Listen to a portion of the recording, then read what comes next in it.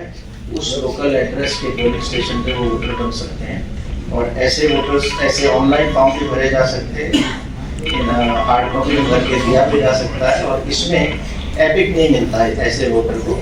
वो अगर इलेक्शन के दौरान भारत में है तो अपने निवास स्थान वाले पोलिंग स्टेशन में जाके अपना पासपोर्ट ओरिजिनल में दिखा कर उसको आइडेंटिफिकेशन के लिए वोट डाल सकता है। उनके लिए फॉर्म 6 है।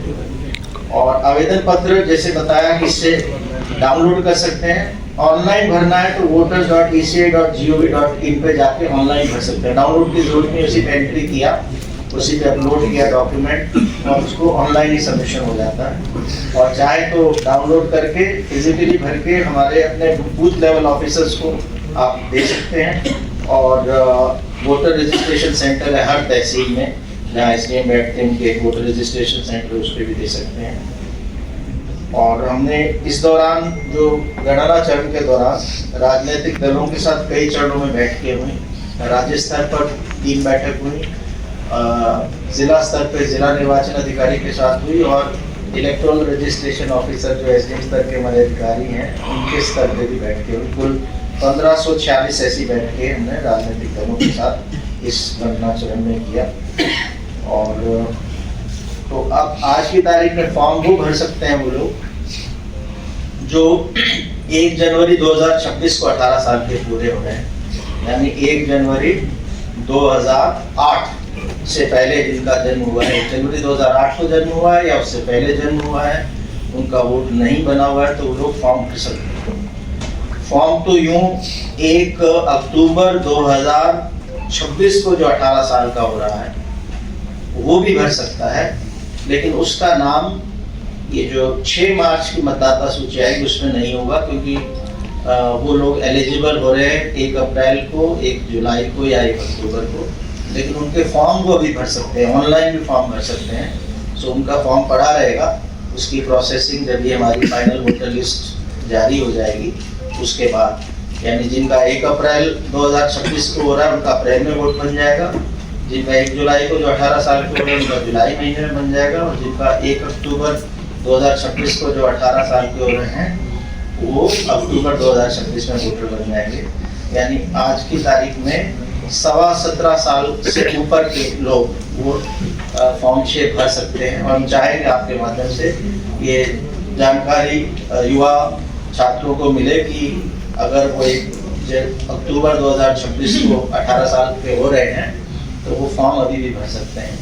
और महत्वपूर्ण है कि अभी जो नाम आएगा हमारी 6 मार्च को वो केवल उन लोगों का आ पाएगा जिनका 1 जनवरी 2026 को 18 साल की आयु पूरी हो गई थी।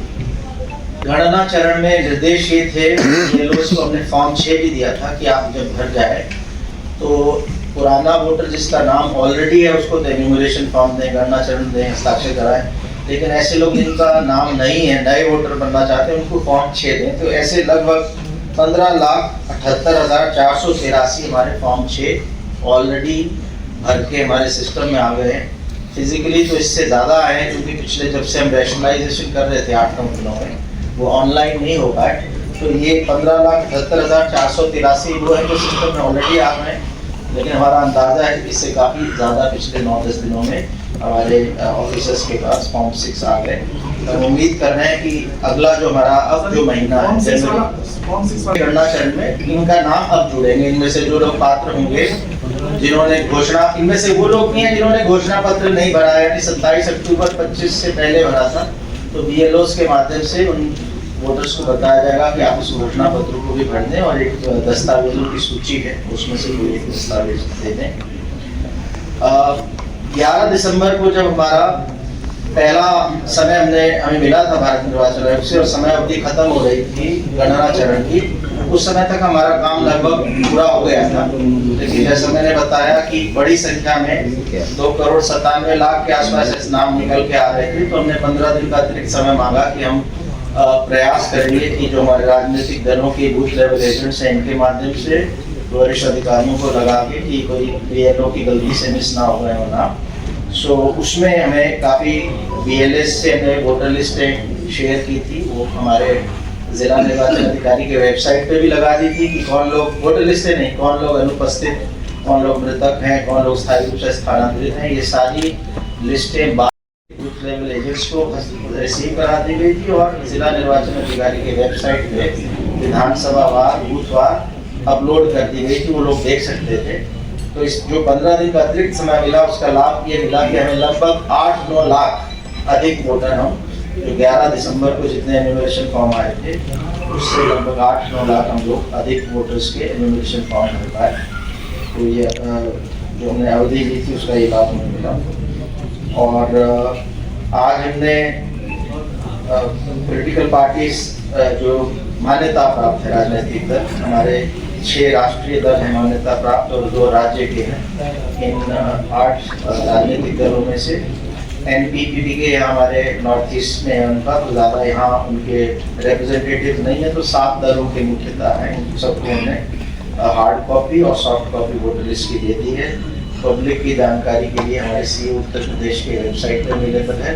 इस पर जब हम क्लिक करते हैं तो आपको ले जाता है voters.eci.nic.in, भारत निर्वाचन आयोग का जो वेबसाइट है। तो उस पर भी अगर कोई डायरेक्टली जाए search your name in electoral roll से उसको देख सकता है। और अब जिनका नाम ड्राफ्ट इलेक्टोरल रोल में आ गया है, जिनका नाम सालेख्य मतदाता सूची में आ गया है, उनका नाम अगर कटना है तो बिना उनको नोटिस दिए हुए और बिना एईआरओ या ईआरओ के लिखित स्पीकिंग ऑर्डर के बिना उनका नाम कटेगा नहीं। और कुछ लोगों को नोटिस जाएगा, अगर किसी ने फॉर्म 7 भरा है किसी व्यक्ति का नाम कटवाने के लिए तो भी नोटिस जाएगा, या जिनकी मैपिंग इस गणना चरण में नहीं हुई उनको नोटिस जाएगा। हम लोग कोई भी पात्र मतदाता है वो इससे छूटे नहीं। हमारे फाइनल इलेक्टोरल रोल जो एसआईआर का आ रहा है तो इसके लिए हम एक्सपेक्ट कर रहे हैं कि बड़ी संख्या में हमारे पास फॉर्म 6 राजनीतिक दलों के सहयोग से और आपके माध्यम से जो अवेयरनेस हम कर रहे हैं उसके माध्यम से जनता तक बात पहुंचेगी और अपना नाम चेक करके फॉर्म 6 भरेंगे। आपको हो सकती है उसका पहला जो आपको मैं ये निश्चित आपको है कि अगर किसी ने फॉर्म में फोटो लगाया नहीं लगाया या दूसरे का लगाया, आज की तारीख में जो ड्राफ्ट इलेक्टोरल रोल में फोटो आई है वो वही है जो 27 अक्टूबर 2000। दूसरी बात एपिक उसके पास पहले से ही है तो उसको वोट डालने में कोई दिक्कत नहीं। एक सवाल है सर, एपिक कार्ड संपूर्ण नया जारी होगा एसआईआर के बाद या पुरानी एपिक की? देखिए जब अगर एपिक जारी होना होगा तो उसकी बकायदा सूचना दी जाएगी। अभी ऐसी कोई बात नहीं। सर इधर सवाल